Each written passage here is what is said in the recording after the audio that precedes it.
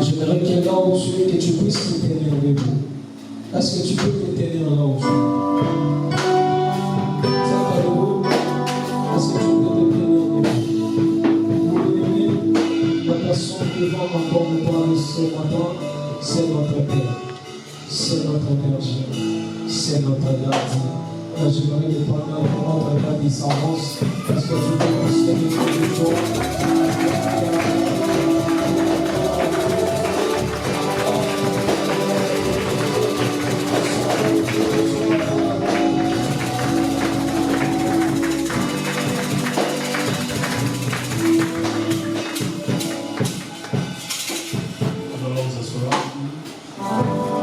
Éternel Dieu de gloire, éternel Dieu d'amour, éternel Dieu de bonté, me voici parmi toi pour te recommander ces bons moments.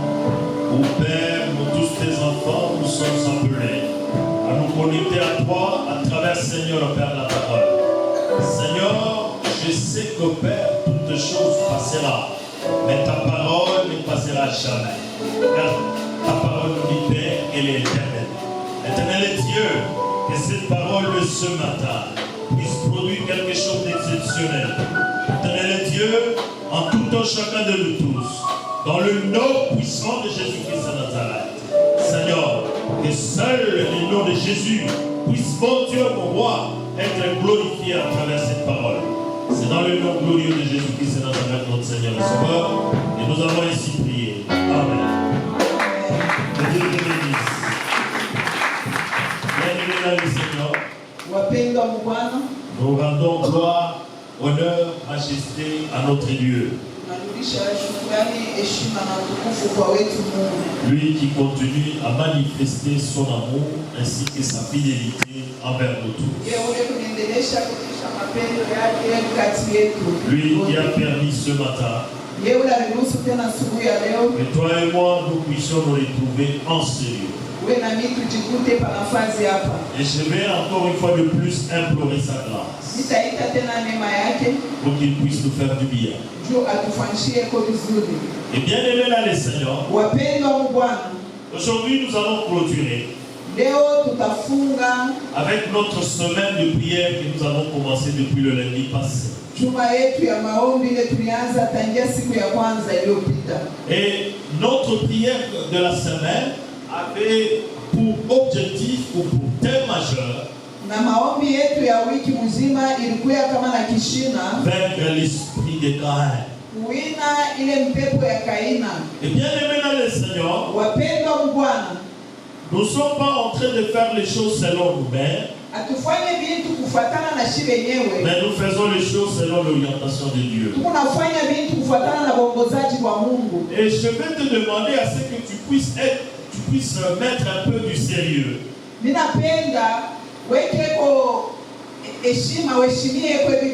En servant ton Dieu. Et si tu prends les choses que nous sommes en train de donner comme de la blague. Si tu prends les choses de Dieu que nous sommes en train de faire comme de la blague, tu seras toujours dans la perdition. Et tu verras les autres évoluer. Tu verras toujours la même personne. Et en toi, tu vivras toujours la jalousie. Parce que tu verras les autres évoluer, prospérer. Et en fin de compte, cette jalousie qui va continuer à demeurer en toi, lorsqu'elle va tellement grandir, ça va produire la haine. Et en produisant la haine produira la mort. Que Dieu te bénisse. Bien aimé dans le Seigneur, avant toute chose, je voudrais que nous puissions lire la parole de Dieu. Nous allons lire dans Hébreux chapitre 11, le verset 1 à 4. Et nous allons aussi relire 1 Jean chapitre 3, le verset versets 11 à 13 et nous allons sauter 15. Si nous pouvons nous lever pour honorer la parole du Seigneur. Je vais demander à celui qui a trouvé de nous faire la lecture.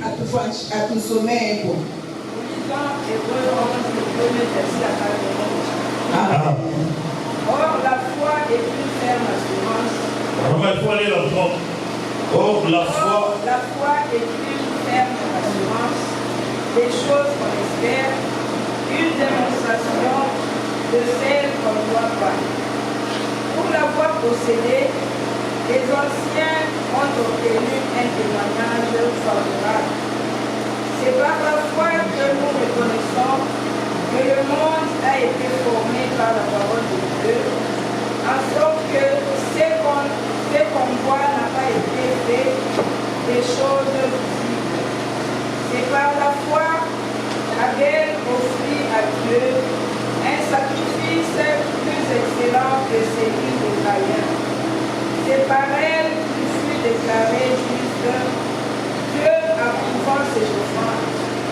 Et c'est par elle qu'il parle encore correctement. Amen. Et donc, vous répétez ce verset. Répétez le verset. Le verset 4. Le verset 4. C'est par la foi qu'Abel offrit à Dieu un sacrifice plus excellent que celui de Caïn. C'est par elle qu'il fut déclaré juste, Dieu approuvant ses offrandes. Et c'est par elle qu'il parle encore correctement. Amen. Amen. Ne vous asseyez pas, on lit. Lisons une seule fois le verset 11 à 13. 13 et puis nous allons sauter 15.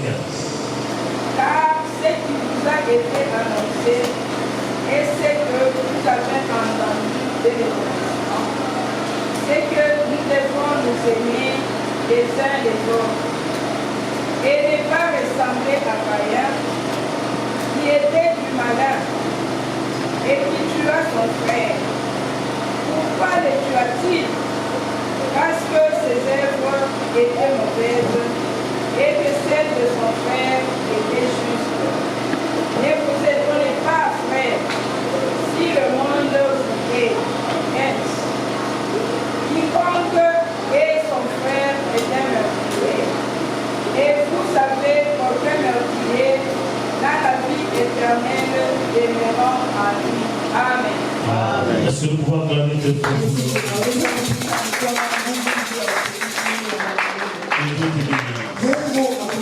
Bien-aimé dans le Seigneur, je voudrais te dire ceci ce matin. Il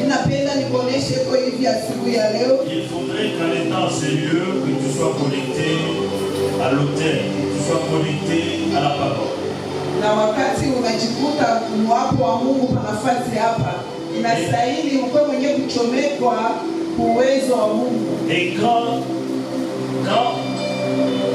on te demande de te lever pour honorer la parole de Dieu, Na kama nakuonesha unamuke juu ya kuheshimia neno la Mungu, il faut honorer bien aimé dans les Seigneur. inastahili kuheshimia.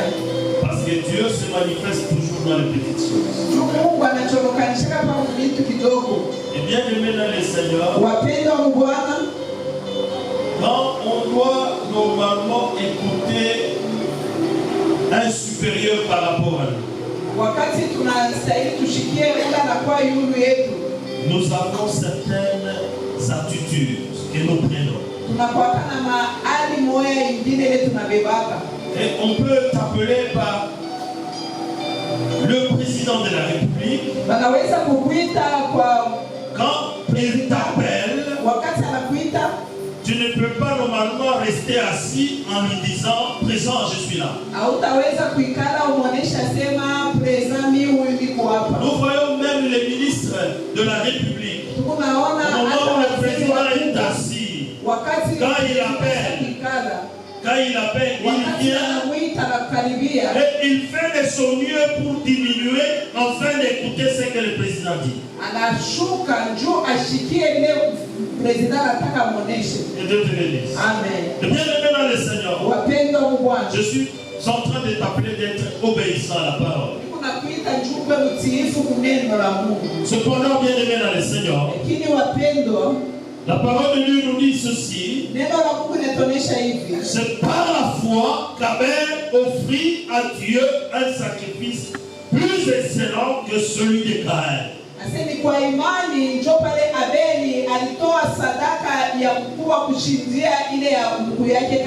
C'est par elle qu'il fut déclaré juste. Par la parole.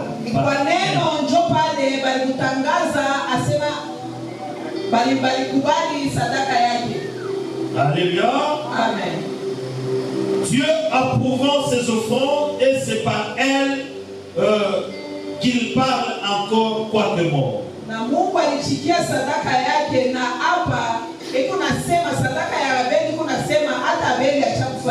Et Dieu te bénisse. Amen. Nous allons prendre une autre dimension. Une autre dimension dans notre terre avec l'esprit de Caïn.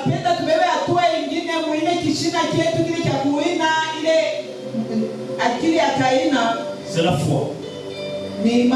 Alléluia. Amen. C'est la foi.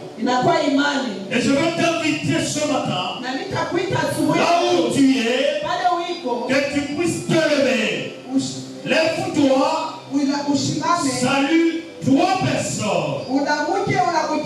Et en train de les saluer, tu dis vainquons l'esprit de Caïn.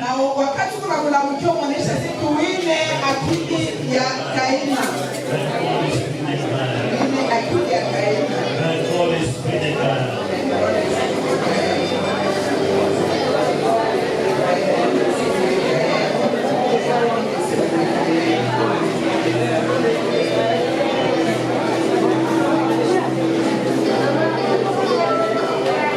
Alléluia. Alléluia. Est-ce que nous pouvons acclamer très fort?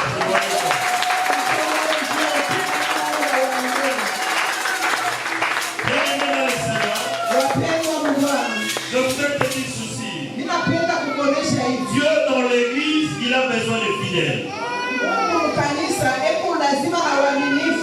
Dieu n'a pas besoin de rebelles dans l'église. Quand on te dit lève-toi, ça ne veut pas dire rester assis. Lève-toi, il faut te lever. Lève-toi, c'est ça. Dieu est dans le Seigneur. Dieu n'a pas besoin de rebelles dans l'église. On ne vient pas contempler. On vient suivre Jésus-Christ. Alléluia. Alléluia. Et je suis en train de dire ce matin, nous sommes en train de terminer cette année. Nous allons commencer l'année prochaine. Mais je suis en train de te dire ceci. Je serai plus direct. Je serai plus direct. Et je ne vais pas mélanger quelqu'un. Alléluia. Alléluia. Parce qu'en venant à l'église, il faudrait que nous puissions changer. Nous devons changer. Nous ne devons pas rester les mêmes personnes. Alléluia. Et bien aimé dans le Seigneur, en servant Dieu, il faudrait que la manière de le servir puisse nous amener, nous apporter la malédiction. Il faudrait que lorsque nous les servons, que Dieu puisse se souvenir de nous. Alors sur le même plan, que Dieu te bénisse. Que Dieu te bénisse. Bien aimé dans le Seigneur, je voudrais te dire ceci. Je ne suis pas là pour parler de moi-même.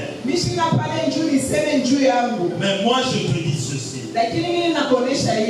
Moi, pour me voir danser, vous ne me verrez pas. Seulement à l'église. Quand vous me voyez danser. C'est là où vous me verrez danser. Et aussi dans ma maison. Je voudrais te dire un secret. Bien-aimé dans le Seigneur, au moment où nous sommes dans la présence de Dieu,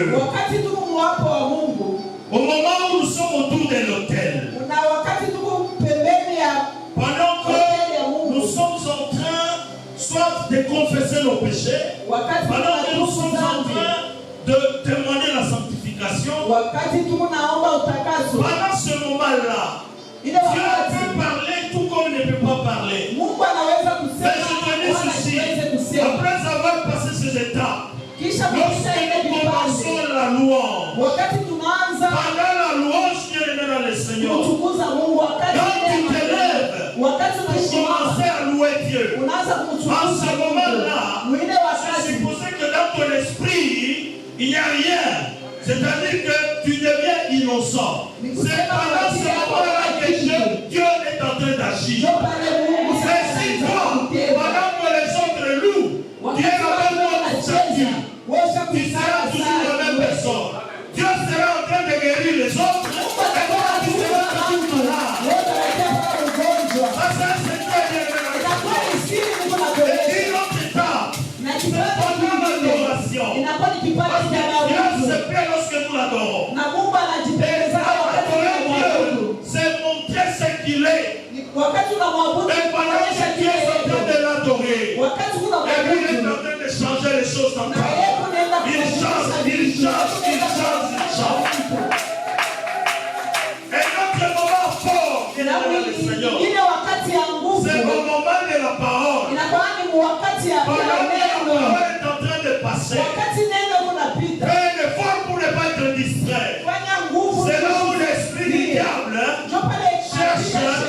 cherche à atteindre beaucoup de gens dans l'assemblée. Il y a ceux-là qui sont touchés par le sommeil. Ils commencent à somnoler. Mais je te dis ceci, c'est pendant la parole, au moment où la parole est en train de passer, au moment où tu es disposé à suivre cette parole, au moment où tu es en train de dire Amen, au moment où tu acceptes cette parole, c'est là où Dieu est en train de faire des choses en fait. Que Dieu te bénisse. Que Dieu te bénisse. Et bien aimé dans le Seigneur, je suis en train de dire ceci. Ce matin, nous allons prendre une autre dimension. Dans l'esprit de Caïn, c'est la foi. C'est la foi. Alléluia. C'est la foi. Bien aimé dans le Seigneur. Pendant cette semaine, pendant qu'on était en prière, le premier jour, lorsque nous avons introduit, le deuxième jour, le troisième jour, nous avons parlé plus de l'amour. Alléluia. Amen. Nous avons parlé plus de l'amour. Et Dieu te bénisse. Amen. Et Dieu te bénisse encore. Amen. Mais cependant, bien aimé dans le Seigneur, nous sommes arrivés le 4e jour. Le 4e jour, nous avons parlé des œuvres, des services. C'est là où j'avais rappelé à l'Assemblée pour dire que